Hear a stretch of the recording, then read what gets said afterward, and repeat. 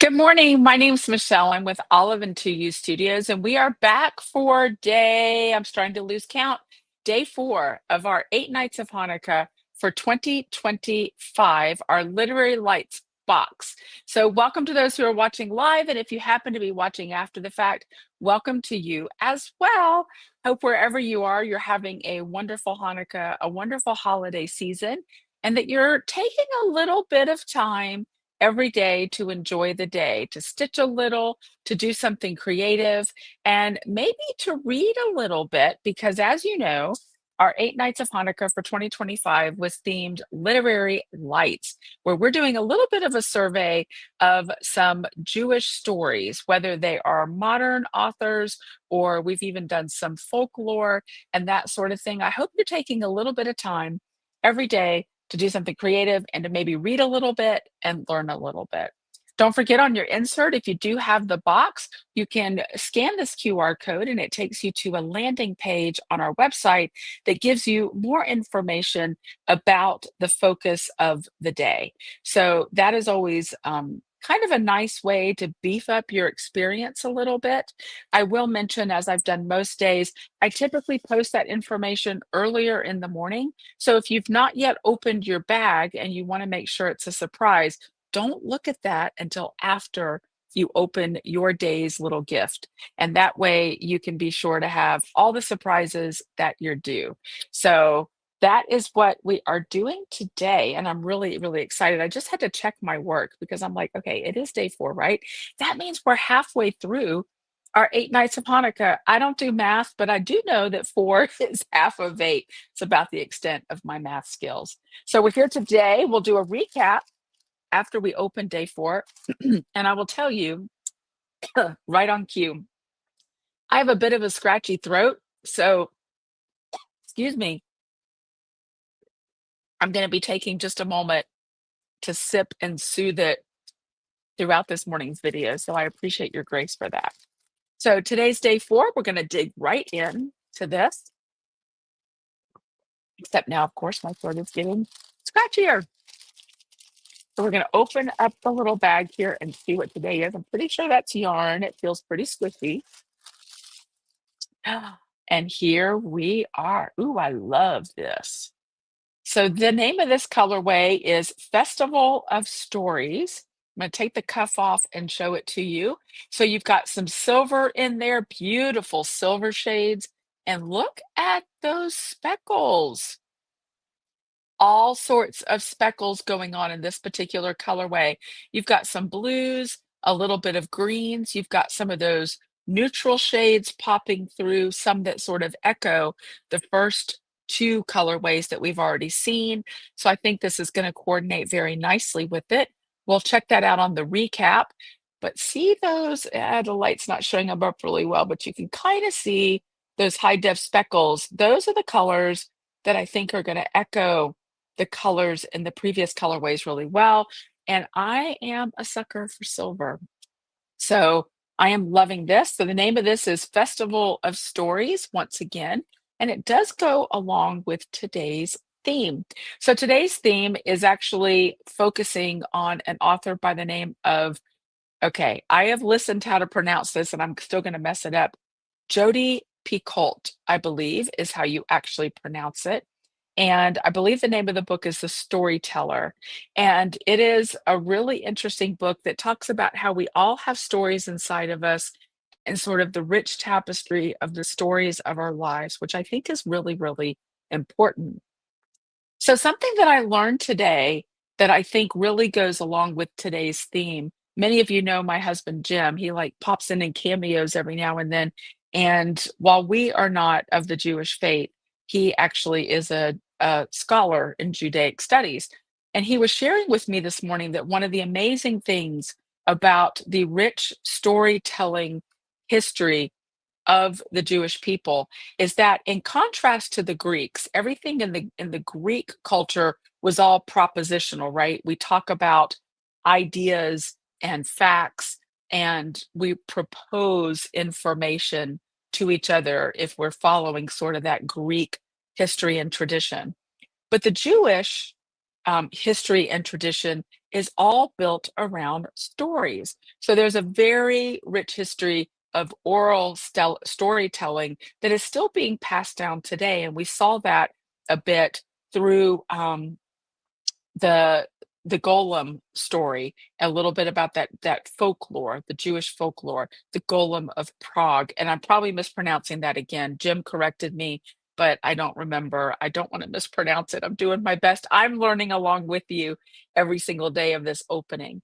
So I think that's interesting as we sort of continue our journey through the Jewish literature to see the different types and to understand that that is how the Jewish sort of history or the Jewish um, literature differs from the Greek tradition. You can study more about that. I think it's interesting. There is information that I did leave for you on that landing page with the QR code. One of the bits of additional information there is a really interesting interview with Jodi Picoult. And so I think that's interesting, a little bit about the inspiration behind the book, and then there is a link if you want to pick up the book on Amazon as well. I've got you linked directly to it. I know some of you are saying this needs to grow up. I could not agree more. I love it so much. I'm thinking a sweater, maybe something along those lines. Okay, let's do a quick recap, and then I have another little couple things to share with you. So, day one, I'm still doing well at my discipline of putting them back in the bag. So day one is Golden Glow. That's this beautiful kind of neutrally golden shade. Day two, it gets more complicated once I start like having to put them back in their bags and make sure I get the right days. Clay and Flame. This was based on that folklore about the Golem of Prague. And then, of course, day three were our stemware glass charms that I explained you could use as stitch markers and progress keepers and all of that. And I think they're beautiful because, again, I'm really given to silver. I love it, which goes along perfectly with this colorway today. And then if you put these together, I'm not going to take their cuffs off because it's too much to expect me to remember which color, although I probably could at this point, to be fair, but I don't want to make a mistake. Those are the three colorways together, and I think so far they are coordinating very, very well. Oops, see if I can get that there. There you go. I think they're coordinating nicely. Yeah, I am in love with this one also, for sure, and totally agree that it needs to grow up. So I'm going to have to put those back in their respective bags and try to make sure that I get it right. Going to do that right now. We were talking the other day here a little bit about what do you do? Do you put it back in the bag? Do you set it aside? And as you know, next year, well, actually, right now, you can still get it early bird pricing, the calendars for next year. And if you so choose, you can add on that optional coordinating bag. So you can just stick them right in there. And then at the end, when you're done opening the box, you'll have a perfect project bag. So I'm going to put these back in here. So I was up last night in the middle of the night. I had a little, my throat's a little weird and that sort of thing. And so I was up for a bit. I started my king salmon sweater last night. I'm very excited. I'll be showing my progress to you on Saturday. No, I have not finished my BBT yet. I will, but I really wanted to get going on my king salmon sweater. And so I sat up for a little bit, as you do when you're not feeling 100%, and began working on that. So I'm very excited. That actually is a worsted weight sweater. So it's going to start chugging along pretty soon. Hopefully it'll be ready to wear, I don't know, maybe 3 or 4 weeks. Crossing fingers. I said that publicly and that probably wasn't really smart. Because as soon as I throw the gauntlet down for myself, I'm going to fail. So there's that. And so that's what I was working on last night. I'll get back to my BBT, but I'm hoping to have a fair amount of progress to show you Saturday on the podcast. The other thing I've been playing with is this new hand balm, and I'm really excited about this hand balm. And I'm not going to give you the details now. It might show up in a future box at some point. It might not, but when the time is right, I will share the details with you. I love the black jar. and I love the smell. It's kind of got a lavendery smell. I don't know about you all, but I really struggle with dry hands, especially here in Maine.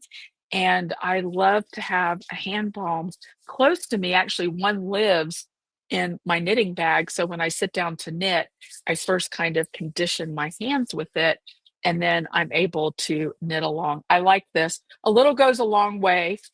This particular balm has lanolin in it, among some other items, and I love it when something has lanolin in it, and, smells like lavender. It's also got a lavender infused oil in it, and, so at first it looks a little shiny, but it soaks right in, and then I know that my dry hands are not gonna snag my knitting. So I've been kind of excited about playing with that lately, and we have other exciting things coming on Saturday as well during the live. I want to show you really quick so that we don't miss out on anything. Just a reminder that the Eight Nights of Hanukkah box for next year is called Maker's Lights. It's all about light, and you have the option of three bases for 2026, one DK and two fingering bases.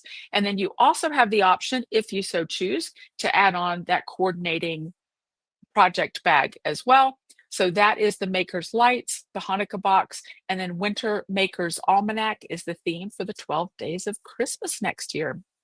Also, choice of three bases as well as that coordinating bag. So that QR code is right there. So far, you all have been enthusiastic. If you have not yet ordered, I highly recommend you get your order in today. Early bird pricing will go away eventually. And then when we bring it back, typically in July, you have the chance to purchase it, but then you don't get the early bird pricing. So now is really time to do it. It's set it and forget it, which is really convenient. And I know some of you are great about making sure that your Fiberista friends or family members, we've already gotten orders for gifts as well. Excuse me, that's always a really nice thing to do also, to give the gift of yarn and goodies and the live openings and that sort of comprehensive experience that we provide at Olive and Tuya Studios. So I hope you're enjoying this year. I'm looking forward to doing the 12 days of Christmas. And just a reminder, this is something that we typically talk about every year. The 12 days of Christmas begins on Christmas Day. So it's not the 12 day, it's not an actual true Advent like leading up to Christmas.